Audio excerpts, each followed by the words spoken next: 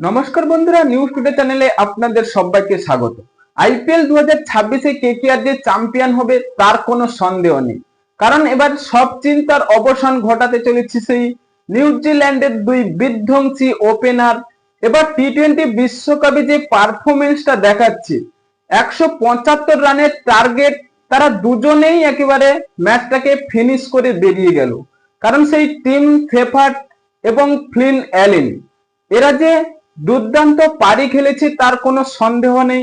কারণ ফ্লিন অ্যালিন 50 বলে 84, team shepherd 42 বলে 89 রানের একটি বিস্ফোরক পারি খেললেন। তাহলে কেকেআরে যদি এই দুই ওপেনিং ক্রিকেটার সেই ফ্লিন অ্যালিন এবং টিম শেফার্ড দুজনেই করে, তাহলে অবশ্যই কেকেআরের জন্য ভালো হবে। কারণ তারা টি-20 ক্রিকেটে যেসব ফর্ম দেখাচ্ছে, তাহলে তারা কেকেআরে এসে তো অবশ্যই করবে। কারণ ইডেন গার্ডেনে ছোট মাঠ হয়ে থাকে, এখানে শট খেলার খুবই ভালো প্রযোজ্য। তাই কেকেআর এবার 2026 সালে যে চ্যাম্পিয়ন হবে এর কোনো সন্দেহ নেই।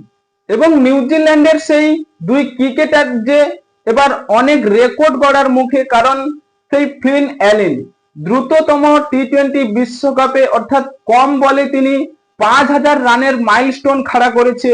সেই টিম ইন্ডিয়ার অভিষেক শর্মা তাকেও এবার পিছিয়ে ফেললো সেই ফ্লিন অ্যালিন। এবার ফ্লিন অ্যালিন এবং টিম শেফার্ড যদি কেকেআর এর ওপেনিং করে, তাহলে কেকেআর সেই 25 কোটি 20 লাখ টাকা ক্যামরন গ্রিনকে কোথায় খেলাবে? কারণ কেকেআর তো 4 জন বিদেশি ছাড়া অন্য কোনো বিদেশি ক্রিকেটারদের খেলাতে পারবে না।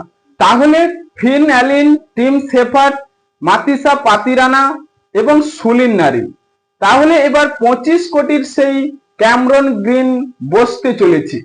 তার পারফরমেন্স টি-20 বিশ্বকাপে আমরা সেভাবে দেখিনি।